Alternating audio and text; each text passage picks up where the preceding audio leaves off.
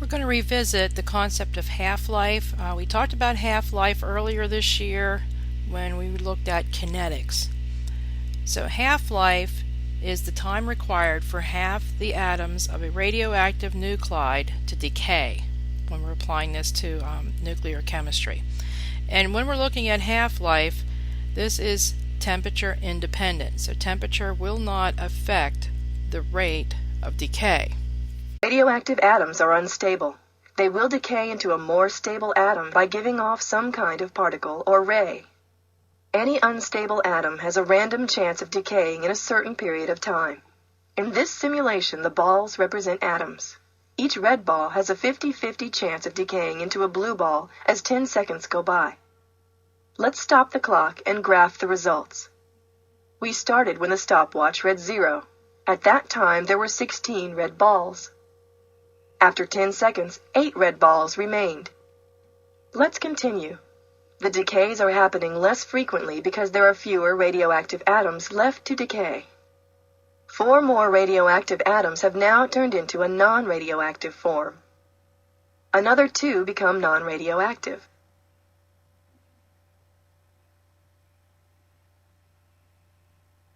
In each 10-second interval, or half-life, half of the total remaining unstable atoms decay. In the real world, atomic half-lives can range from a fraction of a second to 1,000,000 years or more. Half-lives of common nuclides. Different nuclides are used for radiometric dating and other purposes. The choice of nuclide is based on what is being analyzed. Rocks over 10 million years old are analyzed by looking at traces of uranium-238, while rocks over 100,000 years old may be dated by looking at levels of potassium-40. Carbon-14 is used for dating organic materials such as bone, leather, wood, and plant fibers that are less than 50,000 years old. Nuclides such as phosphorus-32 are used in medicine, where a short half-life is preferable.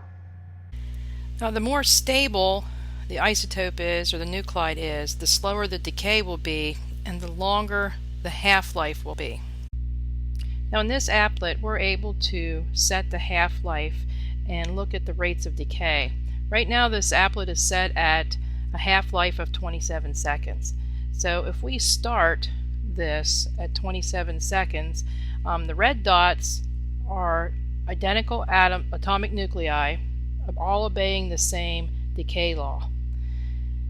Now, look how the particles decay over a period of time. Set this to a longer half-life and start this process again. We see the red dots disappear at a slower rate.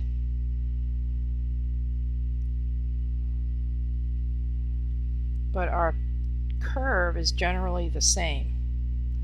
And let's do one that's going to be an even shorter half-life.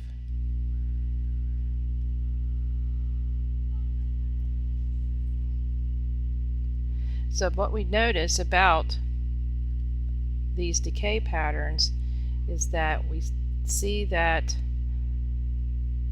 our graph sort of looks like a hyperbola. Now this graph should look familiar to you, because if I would take the natural log of the y-axis, the number of particles, we're going to actually see this graph straighten. So, and if the graph straightens, that means that we have a first order reaction. And when we're looking at nuclear decay rates, they are always a first order reaction. So we're going to look at using the first order integrated rate law to look at how much of a sample could be left after a certain period of time, knowing the half-life, or maybe we can determine the half-life of an unknown sample based on this law. Okay, example 1. Half-life of carbon-14 is 5,715 years. How long will it be until only half of the carbon-14 sample remains? Well, that problem we don't have to do any calculations at all, Because the answer is 5,715 years, because that's what half-life means. How long it will take until half of the sample would be remaining.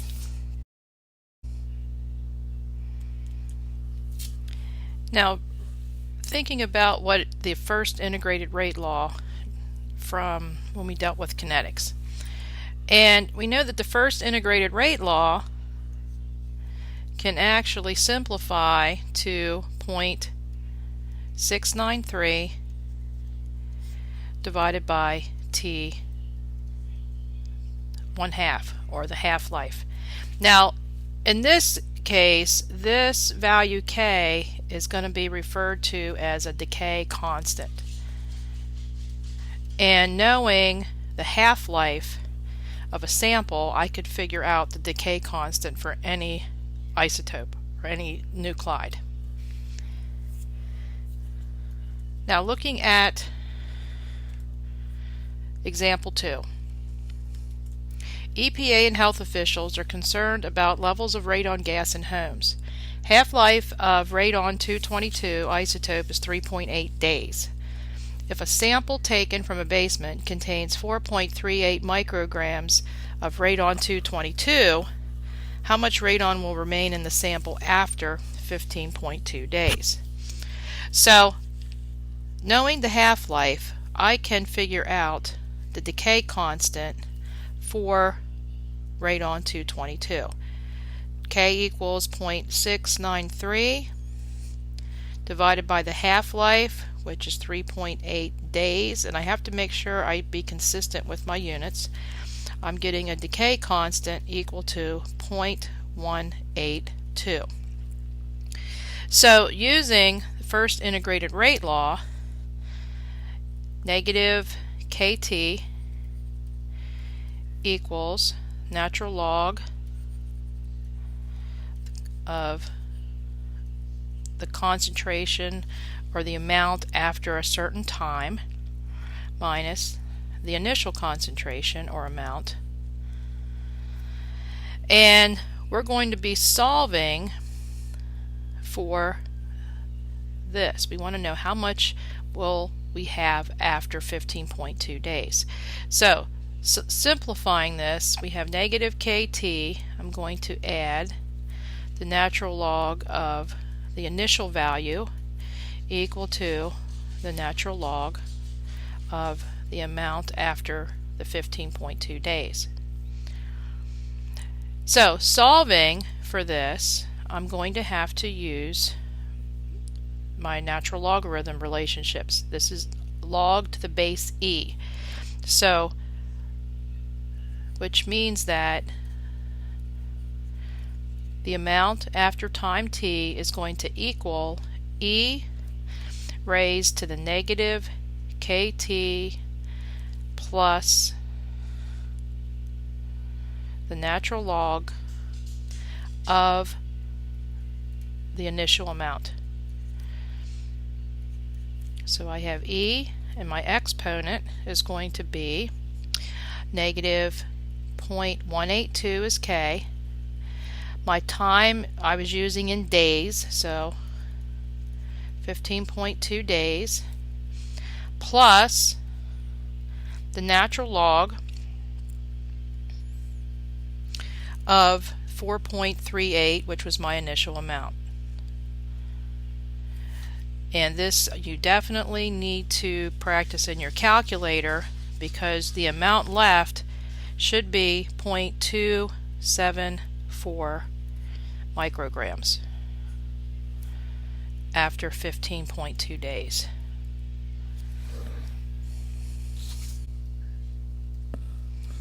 Our next example is going to deal with the decay of uranium-238, and uranium-238 decays through alpha decay with a half-life of about 4.46 times 10 to the 9th years. How long would it take for 7/8 of a sample of uranium-238 to decay? So looking at the decay constant for uranium-238, K would equal 0.693 divided by 4.46 times 10 to the 9th years. Now my time is going to be in years, so I just have to make sure throughout the whole problem I'm dealing with years.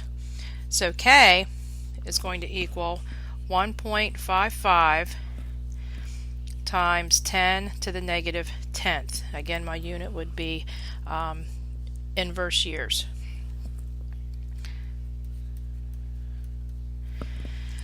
So, determining how much would be, or how long it would take for 7/8 of a sample to decay.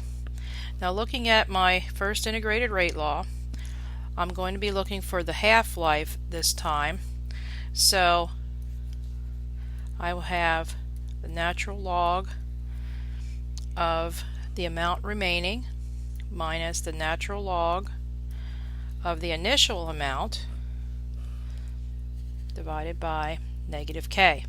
Now the problem doesn't come out and tell me exact amounts, it just tells me sort of a proportion. So if I would set my initial amount to be 1, if 7/8 would decay, that would mean I would have 1/8 left. So I'll be looking at the natural log of 1/8 minus the natural log of 1 divided by a negative 1.55 times 10 to the negative 10th. And the half, or the time it would take for 7/8 to decay would be 1.34 times 10 to the 10th years. Now, important things to remember. Well, first of all, we need to remember our first integrated rate law applies to nuclear decay. Now remember, first integrated rate law is given to you on the AP exam. So you just have to remember where to apply it.